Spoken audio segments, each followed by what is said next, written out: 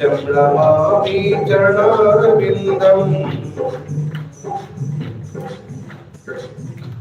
चैतन्य चमत्कारी पार्श्वनाथ भगवान की, वर्तमान जी शासनाय वर्धमान महावीर भगवान की,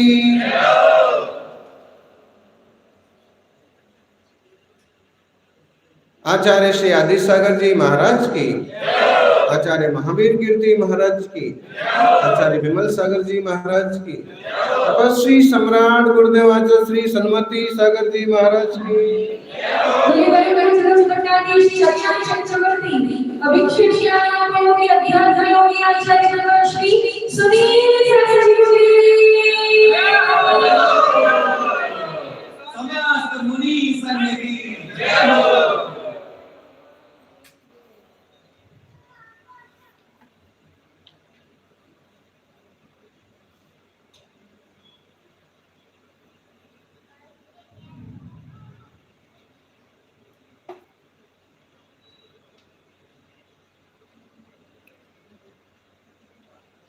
हवाओं का रुख बदलता है। हवाओं का रुख बदलता है तो नाव का किनारा बदल जाता है, और जीवन में सोच का रुख बदलता है तो जीवन जीने का तरीका बदल जाता है। सामान्य रूप से हम जब तक जी रहे हैं तब तक विषयों का जहर पी रहे हैं, और जब जनवाणी का बोध होता है तो शास्त्र का अमृत पीने का आनंद आता है। सौभाग्यशालियों,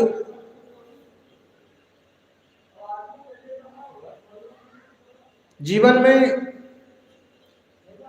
3T का बहुत महत्व है।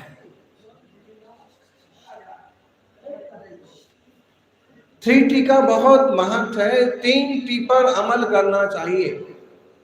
Timing, tuning and talking. 3T। Timing आपका ख्याल होना चाहिए। अगर आप टाइमिंग से नहीं चल पाएंगे तो आप हवाई जहाज भी चूक जाएंगे, रेल भी चूक जाएंगे, और कभी भी अपनी मंजिल तक नहीं पहुंचेंगे। पंडित जी आए हैं, उन्होंने टाइमिंग बनाई होगी, इतने समय पर निकलना है, इतने समय तक वहां पहुंचना है, क्योंकि इस वक्त महाराज जी का प्रवचन हो रहा होगा, और वहां जाकर के गुरु चरणों में मुनि की वाणी का लाभ जरूर लेंगे।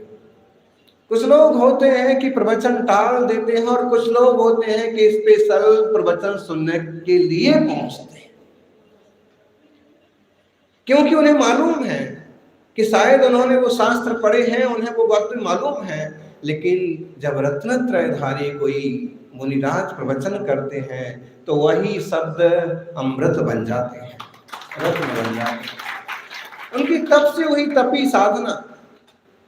पंडित जी को सब शास्त्र का ज्ञान है, और श्रेयांश जी अध्यक्ष भी हैं और विद्वानों के शिरमौर भी हैं, लेकिन फिर भी रत्नत्रया विशुद्धा सन पात्रस नहीं परार्थ कृत परिपालित धर्मो ही भवाब्देश तार को गुरु।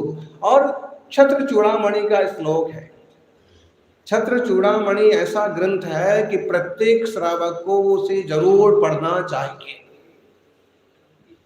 आप कहोगे महाराज जी संस्कृत प्राकृत हमें नहीं आती है।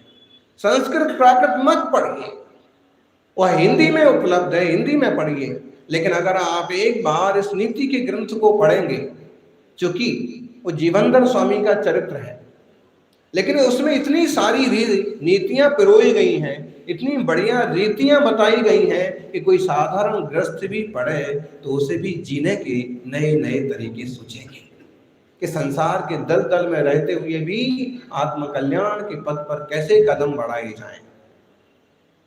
आत्मार्थियों, रत्नत्रय से जो विशुद्ध हैं वही मोक्ष मार्ग में गुरु कहलाते हैं।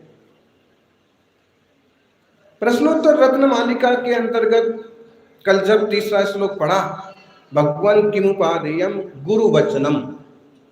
उपादेय क्या है? गुरु वचन उपाधि है। गुरु कैसे होना चाहिए? बीच में एक संबोधन पैदा हुआ था, किसी भी व्यक्ति को गुरु कहने का प्रचलन चालू हो गया था। कहो गुरु कैसे हो, कहो गुरु कहाँ गए थे। हुआ था ना, गुरु पिक्चर आई थी किसी जमाने में और सब गुरु बन गए थे उस जमाने में। और बनारस में तो गुरु गुरु ही है, लेकिन वास्तव में गुरु कौन है? रत्नत्रय विशुद्धासन पात्रत्न ही। जो रत्नत्रय से विशुद्ध है वही गुरु है। सम्यक दर्शन हो, सम्यक ज्ञान हो, सम्यक चरित्र हो, 28 मूल गुणों की परिपालना हो, जीवन में पूर्ण सहजता हो, पूर्ण शांति हो, और जो मोक्ष मार्ग पर चलते हो वही गुरु कहलाने के योग्य है। आप किसी को भी गुरु नहीं कह सकते। आप कहोगे महाराज जी युवा आते हैं कई बार बोलते हैं वो भी तो गुरु है, वो भी कितना अच्छा प्रवचन करते हैं, और आपकी सभा में 1000 लोग आते हैं, उनकी सभा में तो 20,000 तक लोग आते हैं। सारी जनता उन्हें गुरु मानती है।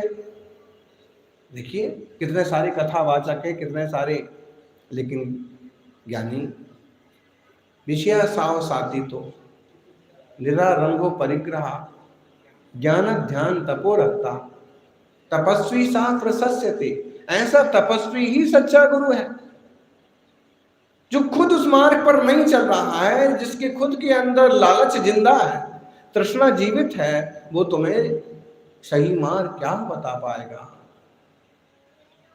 स्वार्थ त्याग की कठिन तपस्या जो करेंगे वो ही मुनिराज आपको सही मार्ग पर चलने का मार्गदर्शन कर पाएंगे। यूं तो विद्वान भी आपको सही मार्ग दिखाएंगे, लेकिन जब गुरु की बात आएगी तो गुरु कौन कहलाएंगे? अब प्रश्न उठाया था ना अभी, क्षुल्लक जी को गुरु कह सकते हैं। क्षुल्लक जी क्षुल्लक गुरु हैं। क्षुल्लक जी छोटे गुरु हैं, अभी वह पूर्ण मुनि नहीं बन गए हैं। क्षुल्लक का मतलब होता है छोटा। कल धबला जी में एक शब्द आया खुद्दा। हाँ, बंध बंधक बंधनीय बंध विधान एक वाला प्रकरण चल रहा है। तो वहां पर जब उनसे बंधक की बात की तो आचार्य श्री ने बंधक का थोड़ा सा कथन किया और फिर कहा कि इसका व्याख्यान खुद्दा बंध में हो चुका है। सठखंडागम के कितने खंड हैं? बोलो बोलो। ऋषभ देव, बिहार वाले, बाहुबली वाले और फिर जागृति वाले तो जागृत हो रहे हैं जी पंडित जी धीरे धीरे। सठखंडागम मतलब क्या? सठखंड आगम कितने खंड हो गए? प्राकृत में बोले तो छखंडागम, 6 खंड। कौन कौन से 6 खंड? सबसे पहले जीवठान, दूसरा खुद्दा बंध, तीसरा बंध सामित्व, चौथा वेदना वेणा, पांचवा बगड़ा बरगड़ा, छठा महाबंध। इसके ऊपर भीमसेन स्वामी ने टीका रची है, वो कहलाती है धवला टीका। जैसे टीका का नाम धवल है, स्वच्छ श्वेत, वैसे ही टीका पढ़ने वालों का चित्त भी धवल हो जाता है, स्वच्छ हो जाता है, शंकाओं का निरसन हो जाता है, विभावों का निराकरण हो जाता है। ऐसे मंगलमय ग्रंथ का स्वाध्याय 14वीं पुस्तक का, पंडित जी 10वीं पुस्तक का स्वाध्याय करने का सौभाग्य मिला था गिरनार जी में। 1.25 महीने जितना वहां प्रवास हुआ, पूरी वाचना 10वीं पुस्तक की। वो सबसे बड़ा सौभाग्य था कि जहां इस ग्रंथ की प्रथम वाचना हुई, प्रथम माने धरसेन स्वामी ने पुष्पदंत भूतबली को वाचना दी, असली सर्वोत्तम प्रथम वाचना हुई। उस भूमि पर हमको 10वीं पुस्तक की वाचना करने का सौभाग्य है। और उस समय यहाँ से गए थे कुछ श्रावक, और उनको पता है कि वो बिल्कुल वाचना का स्थान भी वैसे ही था जैसे आचार्य देव के जमाने में रहा होगा। ऐसा कोई पक्का नहीं, कुछ नहीं, थोड़ा सा टीन टप्पर था और वहां बैठते थे और आराम से वाचना चलती थी, आनंद से। जगह शुद्धि के हिसाब से जानबूझ के वो चुनी थी, एकदम प्राकृतिक वातावरण, पहाड़ी इलाका। तो उस समय उस महान ग्रंथ का स्वाध्याय हुआ और 11वीं पुस्तक, फिर 12वीं पुस्तक, 13वीं पुस्तक हुई थी सांगानेर में, और 14वीं पुस्तक माने पूरा ग्रंथ है। इतना महान ग्रंथ है कि उसको एक ग्रंथ में नहीं समा पाए। कैलाश चंद जी, फूलचंद जी, सिद्धांत शास्त्री, बड़े बड़े विद्वानों ने ढंग से विनियोजन करके, संपादन करके और उसकी 16 किताबें बनाई। 14वीं किताब का स्वाध्याय कहाँ चल रहा है? सबको बैठने की स्वीकृति नहीं है, लेकिन फिर भी जिस भूमि पर ऐसा स्वाध्याय चल रहा है वहां प्रवचन सुनने की स्वीकृति तो है ही। उन वीरसेन जिनसेन स्वामी के शिष्य थे अमोघ वर्ष ने जो प्रश्नोत्तर रत्न मालिका ली, उस पर तो चर्चा आप भी सुन रहे ना। यहाँ 4थे नंबर पर एक श्लोक लाए हैं, एक ही प्रश्न है और एक ही उत्तर है।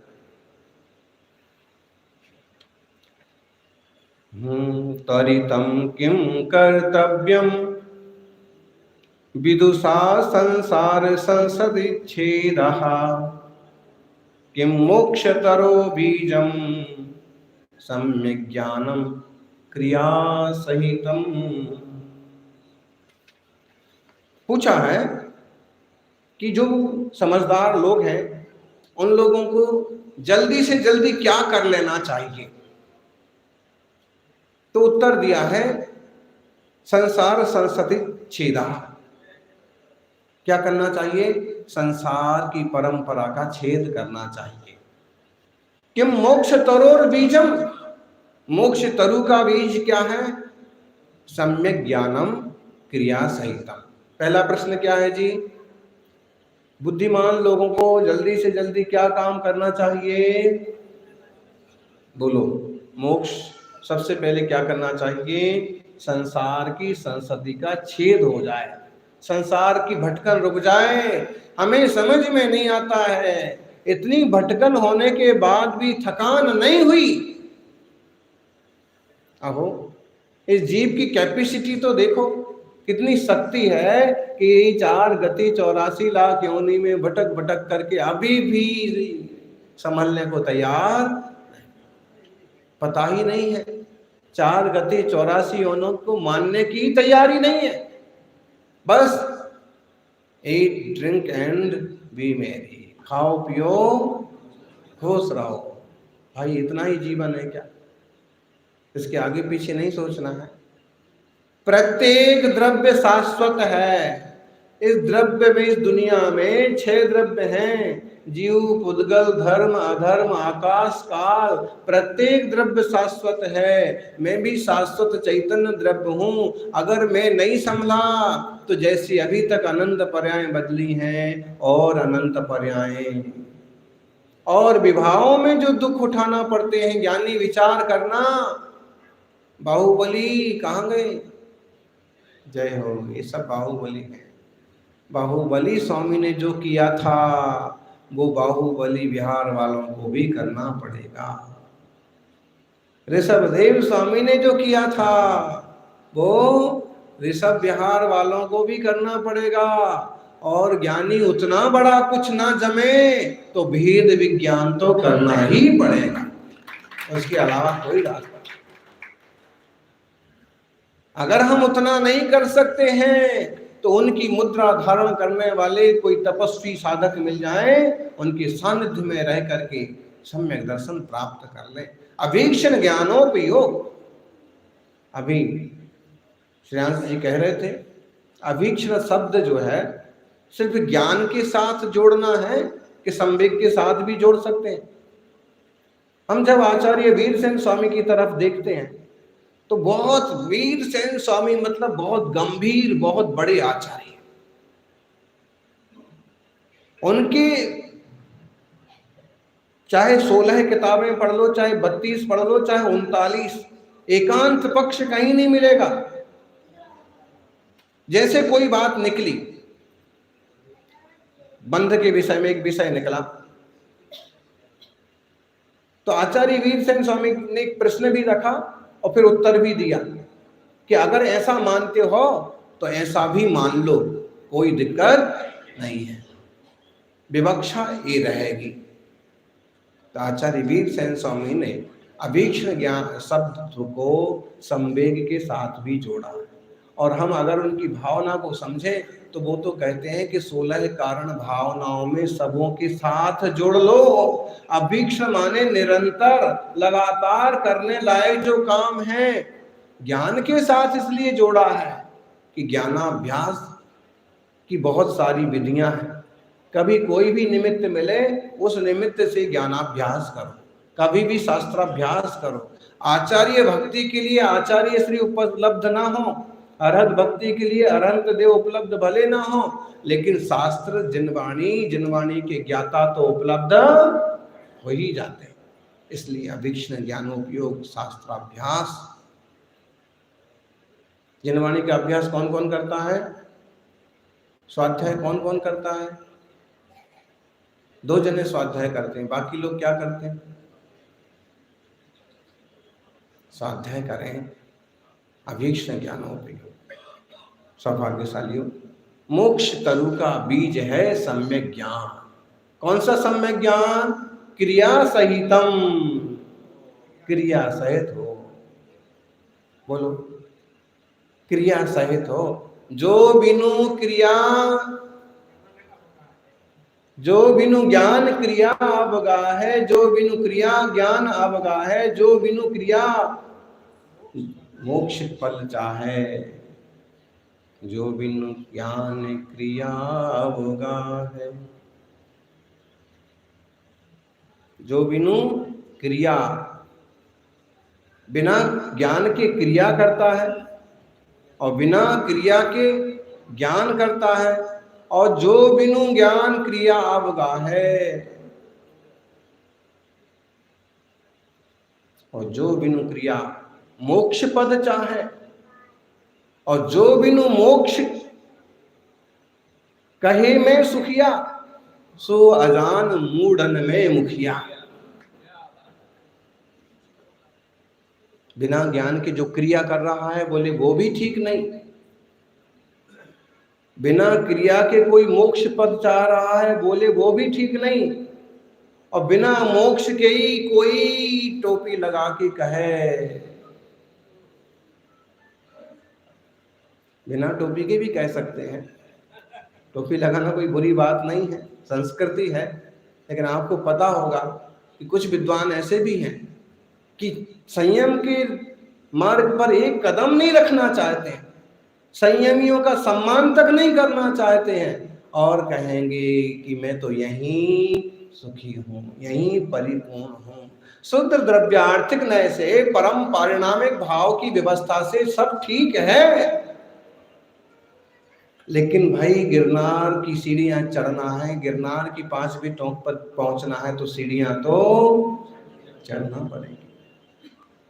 रत्नत्रय को उपलब्ध करना है तो जो मार्ग है उस मार्ग से चलना ही होगा, बिना क्रिया के नहीं होता। बचपन में कहानी पढ़ी थी, पंडित जी को याद होगा, आप लोगों को भी याद होगा, शायद 3री-4थी क्लास में थी, कि एक सन्यासी का आश्रम था और आश्रम के आसपास बहुत सारे तोते थे, और अक्सर कर कोई बहेलिया कोई शिकारी आता था और तोतों को पकड़ ले जाता था। सन्यासी को बड़ी तकलीफ होती थी कि बेचारे पक्षी पकड़े जाते हैं, पिंजरे में बंद हो जाते हैं, कोई मारे जाते हैं, क्यों ना इन्हें कुछ ज्ञान करा दिया जाए।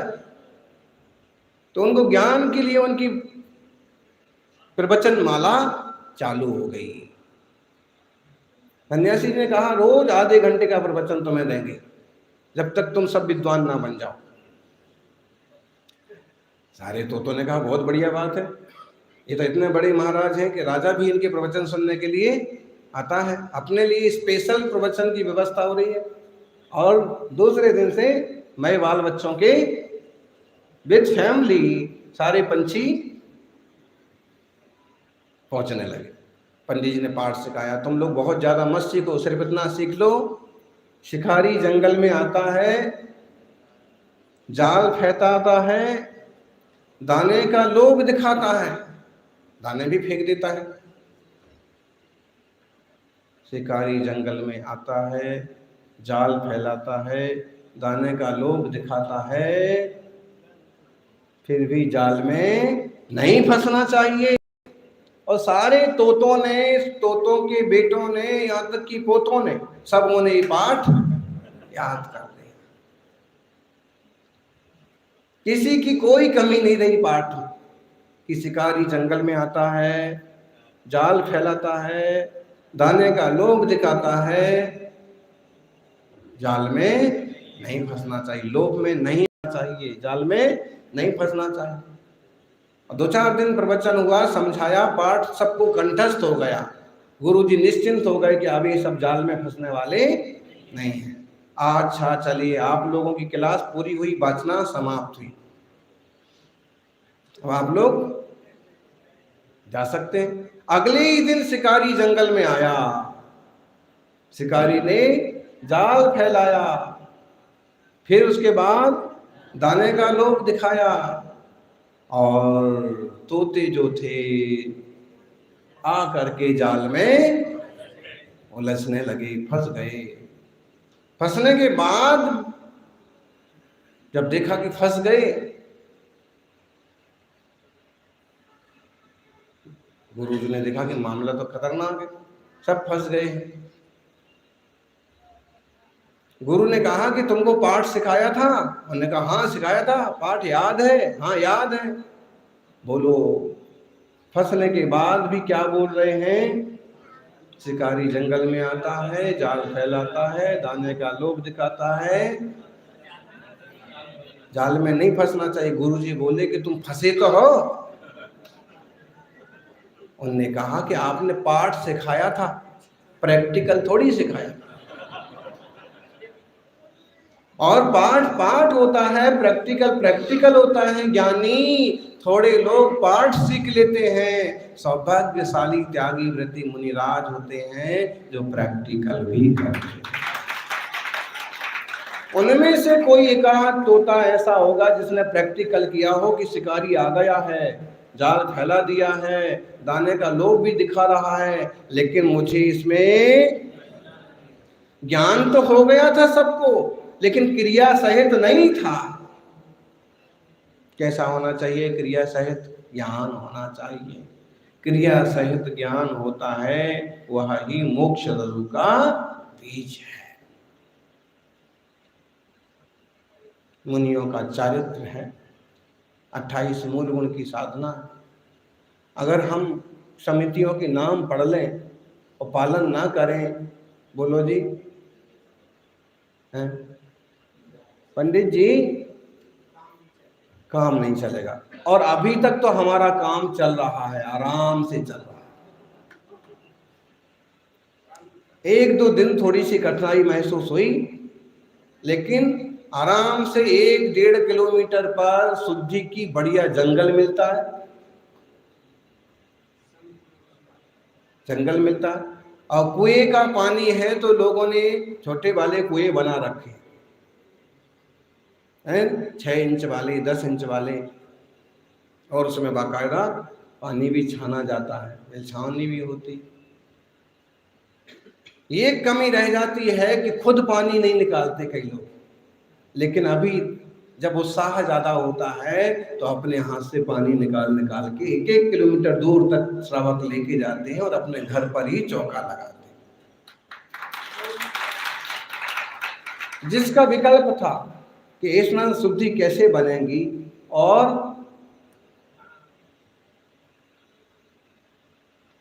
जुत्सर्ग समिति का पालन कैसे होगा, दोनों का हो रहा।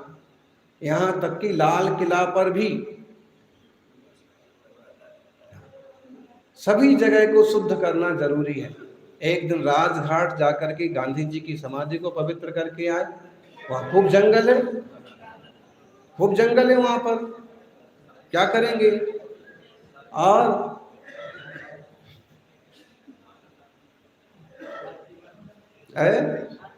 शांति बनी, शांति थी, खूब आराम से। देखो, मुनियों की चर्या तो वैसी होना चाहिए। श्रावकों की संख्या की कमी आपके वोटों की कमी, आपकी शक्ति की कमी, वरना दूसरे लोगों ने जैसे अपने धर्म और अपने गुरुओं की क्रियाकलापों के पालन करने की सारी व्यवस्थाएं बना रखी हैं। अगर आपका वोट बैंक बहुत बड़ा होता ना, तो आपको बाकायदा कानूनी तौर पर स्वीकृति मिलती कि मुनि संघ आ रहा है, शांति वन में शुद्धि को जा सकता है, क्योंकि उनका ये नियम है, उनके कानून है, उनके व्रत है। लेकिन संख्या बल की कमी, फिर भी निर्वाह करना चाहे तो पालन होता है। क्रिया सहित हो, वो बिना क्रिया के नहीं होना चाहिए। तोतों की कहानी आई तो वो कहानी जो सभी को याद है, कौन सी? घर में मुनिराज आए, आहार संपन्न हुआ, सेठ जी ने कहा थोड़ा सा कोई धर्मोपदेश दीजिए। मुनिराज ने कहा त्याग सबसे बड़ा धर्म है, त्याग से सुख आता है, समृद्धि आती है और जीव भव के पार तक हो जाता है।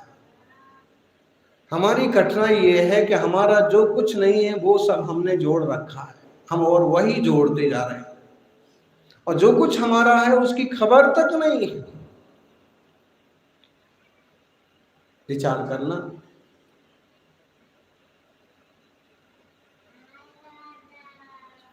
जो पुद्गल पिंड हमारे नहीं है, जो द्रव्य हमारे नहीं है, जो क्षेत्र हमारे नहीं है, उन पर कैसा जबरदस्त स्वामित्व बना रखा है। जो व्यक्ति हमारे नहीं है, उन व्यक्तियों पर भी हमने कैसा कब्जा कर रखा है। पर द्रव्य पर आक्रमण करना एक तरह का बुद्धि का व्यभिचार है। जानना देखना स्वभाव है, लपेटना स्वभाव नहीं है। समस्या ये है हम जानते इतना है और तानते इतना है, बटोरते इतना है। कोई पदार्थ किसी का नहीं होता। जीवन में कुछ उपलब्ध हो, उसका सदुपयोग करो, जीवन को धर्म ध्यानमय बनाओ।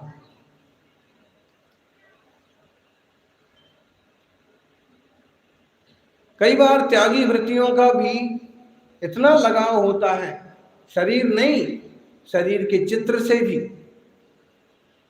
शरीर का फोटो से भी। एक किसका फोटो है? इस फोटो में कौन है? मैं इस फोटो में हूं। तो मैं फोटो में हूं कि अपने में हूं? बताइए। आपके पास मोबाइल है, मोबाइल में सेल्फी लेते हैं, और आप सेल्फी जब किसी को दिखाते हैं, आज तो क्या था कि बस महाराज जी के साथ शुद्धि को गए, कम लोग थे, आज मैंने सीधी आचार्य श्री के साथ सेल्फी ले ली, क्या बढ़िया सेल्फी आई। अच्छा, आपकी सेल्फी देख करके 100 लोगों को और शिक्षा मिलती है, और अगले दिन ज्ञान जो है ना, वो क्रिया सहित ज्ञान का प्रैक्टिकल चालू हो जाता है, वो भी सेल्फी के लिए आ जाती है। एक क्रिया सहित ज्ञान होता है ना, ऐसे ज्ञान को आप क्रिया सहित करते हैं। अच्छा, फिर दूसरे को दिखाएंगे, देखिए ये मैं हूं, ये महाराज जी हैं और ये मैं हूं। अच्छा, आप हैं क्या? विचार करो, वो आप हैं क्या? आप वो नहीं हैं। आप तो जो बोलने वाले, जो ज्ञान वाले हैं, जानने वाले, आप वो हैं। और उसमें भी अगर आप विचार करें तो ये चमड़ा, ये देह है, ये शरीर भी आप नहीं हैं, आप तो ज्ञानानंद स्वभाव। ऐसी दृष्टि कहाँ बन पाती है? जब हमारा देह भी अपना नहीं है तो पर द्रव्य के प्रति एकत्व का भाव कितना नुकसानदायक है।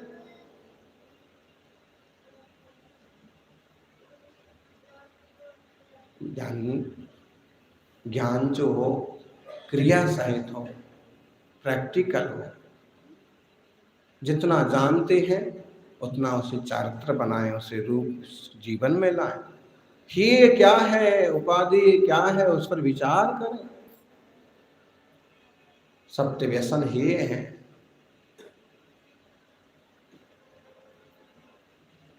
बाहरी भोजन ये है।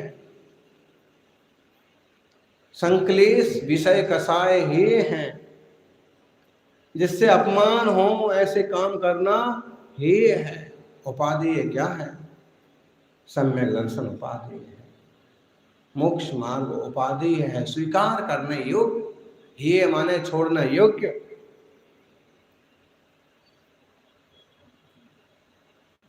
सच में गुरु ही है और उपाधि का ज्ञान कराना।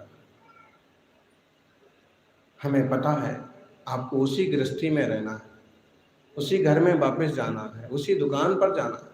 ये सब होते होते भी अगर इतना सा ख्याल आ जावे कि पर द्रव्यंते भिन्न आप में रुचि सम्यक तो भला है।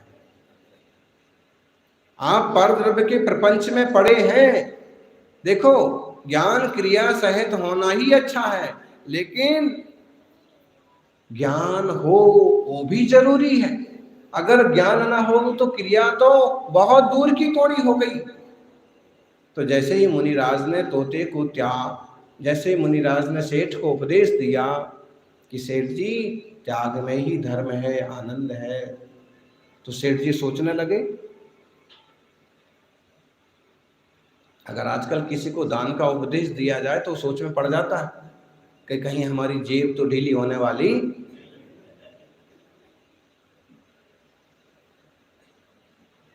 कुछ लोग त्यागी व्रति के पास जाने से बचने लगे।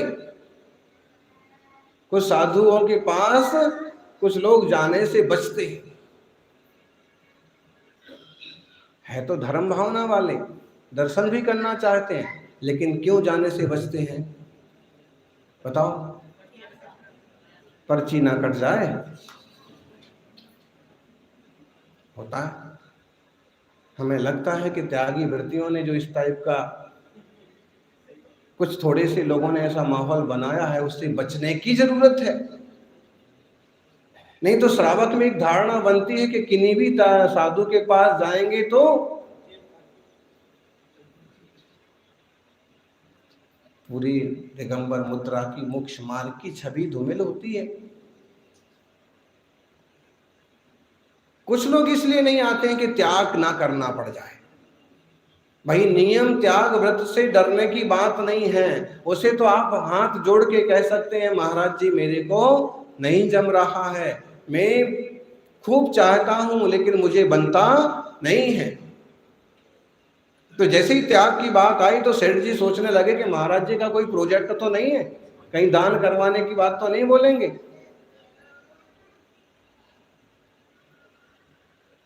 महाराज जी ने कहा कि त्याग करोगे तो आनंद में रहोगे, इसलिए सेठ जी त्याग कराने का मन बनाना आशीर्वाद। और महाराज जी निकल गए। सेठ जी की ध्यान में जान आई कि चलो बिना खर्चे के। पंडित जी सूरत में थे, तो सूरत में एक चीज चालू हो गई, क्योंकि भावनाएं अच्छी ही रहती हैं लोगों की, लेकिन इस टाइप की चीज चालू हो गई कि जिस घर में महाराज जी का आहार होगा, आचार्य श्री का, उस घर के लोग कोई ना कोई दान निकालेंगे। तो एक दिन हमारी चर्या हुई तो उन श्रावक ने कोई चांदी का दान निकाल दिया। दूसरे दिन हुई तो किसी ने इतना अमुक चीज का दान बोल दिया। तीसरे दिन हमको बात मालूम पड़ी कि आहार होगा तो दान निकालना पड़ेगा। सब जिम्मेदार लोग बैठे थे, हमने तो बोल दिया किसी को अच्छा लगा हो बुरा, हमने कह दिया कि हमारे आहार दान के निमित्त से किसी को धन का दान निकालना कोई जरूरी नहीं है। हमारे आहार के निमित्त से आप बाद में दान करेंगे वो कोई अनिवार्य नहीं है। आपकी दान की इच्छा है, आप अपने दान की इच्छा से चाहे तो पहले दान करो और चाहे अगले दिन दान करो, लेकिन उस दिन उसी निमित्त से दान करना कोई जरूरी नहीं है। हाँ, आपकी मेरी खुशी है, हमारी खुशी है। आपकी खुशी है तो अपनी खुशी से करो, कार्यकर्ताओं के इशारे से मत करो।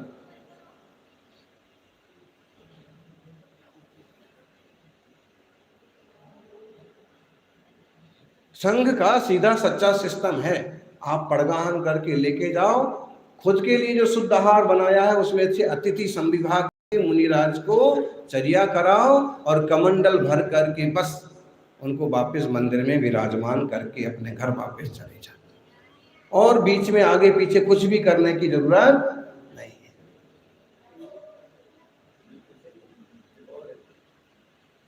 सीधी सच्ची बात है, क्या करेंगे।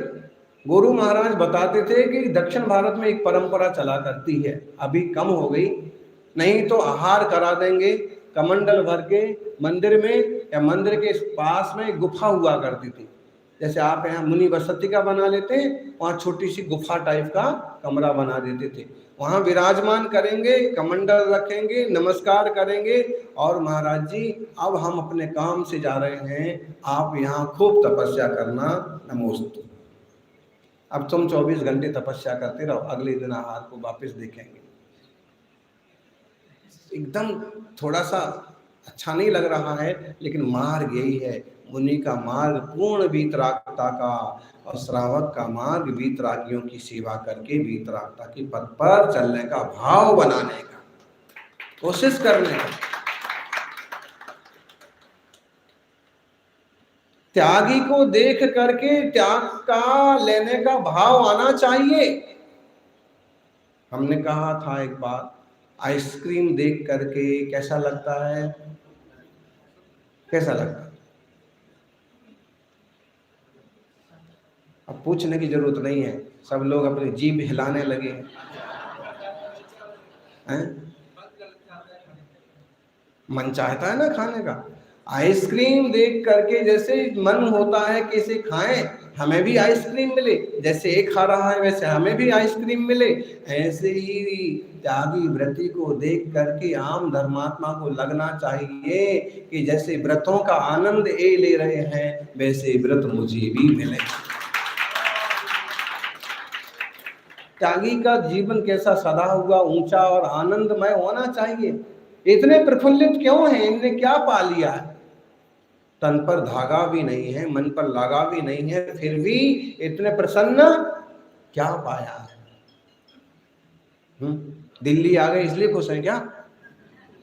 यानी त्यागी व्रती मुनिराज तो कहीं भी रहें, वो अपने में रहते हैं, आनंद स्वभाव में रहते हैं, आनंदित रहते हैं। तो ज्ञान हो, क्रिया सहित हो।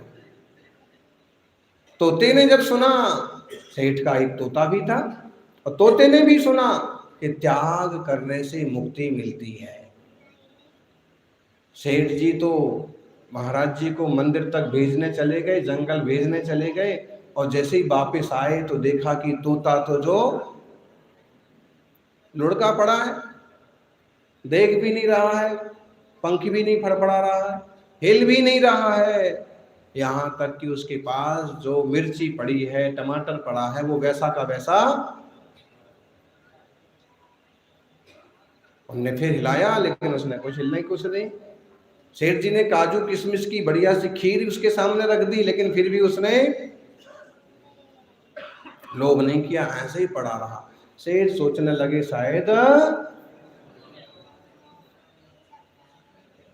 और उसको उनने धीरे से बाहर निकाला, पिंजरे को बाहर ले गए, आंगन में ले गए, और ऑक्सीजन से पूरी मिले, उसको बाहर निकाला, हाथ में लिया, सहलाया। जैसे ही उसको थोड़ा खुला हुआ वातावरण महसूस हुआ, वो फट से उड़ गया और आसमान में उड़ता हुआ पेड़ की डाल पर बैठ गया। सेठ जी देखते रहे। सेठ ने कहा कि मैं तो समझा कि तू चला गया, तो उसने कहा कि मैं चला ही तो गया। देखो, मुनिराज के एक वचन को मैंने क्रिया रूप में ले लिया। तो मुनि ने कहा था तुम त्याग करोगे तो स्वतंत्र हो जाओगे, मुक्त हो जाओगे। मैंने सोचा कि 2 घंटे के लिए आधार पानी का, सब चीज का त्याग। इसी बीच में आपने समझ लिया कि ये तो मर गया। मैंने सारी चीज का त्याग करके एक तरह से संन्यास ले लिया, और जैसे ही आपने देखा कि तो गया, आप बाहर लाए, आपने जैसे ही बाहर निकाला, मुझे समझ में आ गया कि मुनि महाराज का उपदेश मुझे फल गया। क्रिया सहित मैंने इतने से ज्ञान का पालन किया और देखो मैं स्वतंत्र हो गया, आकाश में उड़ रहा हूं, पेड़ पर बैठा हूं। सेठ जी, मैंने जैसे अनुसरण किया, आप भी गुरु के वचनों का अनुसरण करोगे, मोक्ष दोर बीजम सम्यक ज्ञानम क्रिया सहितम, तो ये सम्यक ज्ञान क्रिया सहित होगा तो तुम भी भव से पार हो जाओगे। सौभाग्यशालियों, क्लेश में क्या मिलता है बताइए? हमेशा खींचतान चलती रहती है, हमेशा मन में अशांति की आग लगी रहती, मिलता क्या? इससे शिकायत, उससे बैर, इससे परायापन, इससे अपनापन, इससे राग, उससे द्वेष, कुछ नहीं मिलता है आस्त्र बंध के अलावा। अगर इस सब जंजाल से बचना है तो थोड़ा अंतर्मुख हो, प्रभु की मुद्रा देख करके प्रभु जैसे बैठने का प्रयास करें, प्रभु जैसा बनने का प्रयास करें, मंगल होगा।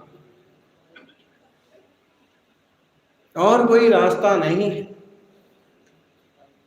दुनिया में देवताओं की बैठने के तरीका देखिए आप, कैसे कैसे बैठते हैं देवता लोग। दुनिया में ढेर तरह के देवता हैं, ढेर तरह की मूर्तियां हैं, ढेर तरह के मंदिर हैं, उनके बैठने के तरीके कैसे? कोई ऐसे खड़ा होगा, कोई ऐसे खड़ा होगा, कोई ऐसे बैठा होगा, कोई ऐसे, कोई तलवार लिए होगा, कोई कुछ लिए होगा। और लेकिन आप जिनालय में जाएं या कहीं भी जैन प्रतिमा देखें तो कैसे बैठे मिलेंगे? या तो ऐसे या फिर खड़े मिलेंगे। तो उनका मतलब है कि इतने सारे तरीकों से आप सुखी नहीं हो सकते हो, सुखी होने का तरीका तो एक ही है। क्या? अंतर्मुख हो जाना, प्रपंच से हट जाना, दुनियादारी से हट जाना। आप कहोगे हमसे कैसे बनेगा? बनेगा। जबरदस्ती पंचायती में क्यों उलझे रहते हो? आपको कोई लेना देना नहीं है, फिर भी आप पंचायतें करते रहते हो, दूसरों की पंचायत करते रहते हो। खुद के बेटे बेटियों का विवाह हुआ तो आप पड़ोसियों के करवाने में लगे, समाज सेवा कर रहे हैं। ज्यादा समाज सेवा मत करो, जितना जरूरी हो उतना कर्तव्य करो। बाकी जिनालय में बैठ के जिन स्वरूप को निज स्वरूप में ध्याओ। जो जिनेंद्र भगवान है वही मैं हूं। अध्यात्म बहुत अच्छी चीज है। अध्यात्म से स्वस्वरूप का भान होता है, आत्मोपलब्धि का मार्ग मिलता है।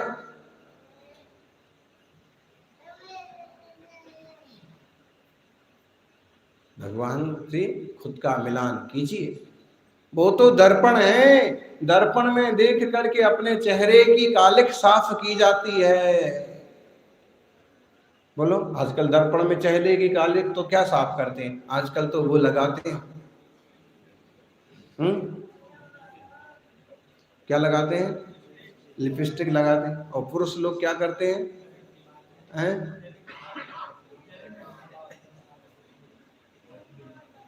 कालिख तो चेहरे पर नहीं है तो सजावट करते हैं।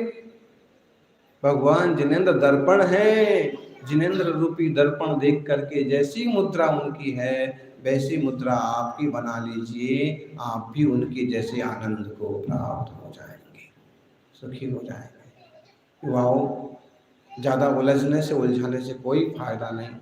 सीधा साधा काम करें, सीधे साधे रास्ते चलें और सहज रहें।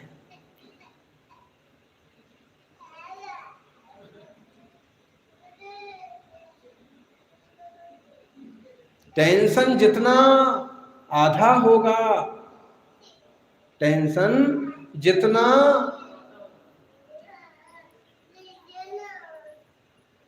एक छोटी सी बच्ची अपनी मम्मी को उठा के लेके जा रही है। कौन किसको उठा के लेके जा रहा?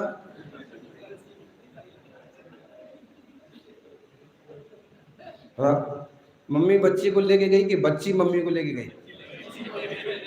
बच्ची लेके गई पक्का।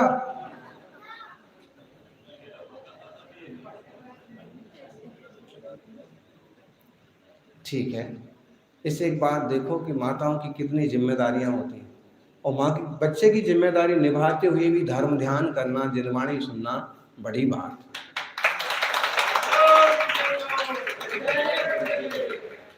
सभा में बच्चा रोना लग जाए, उसको बिल्कुल शांत कर लेना, उसे बाहर लेके चले जाना, उसमें भी बड़ी शक्ति लगती है।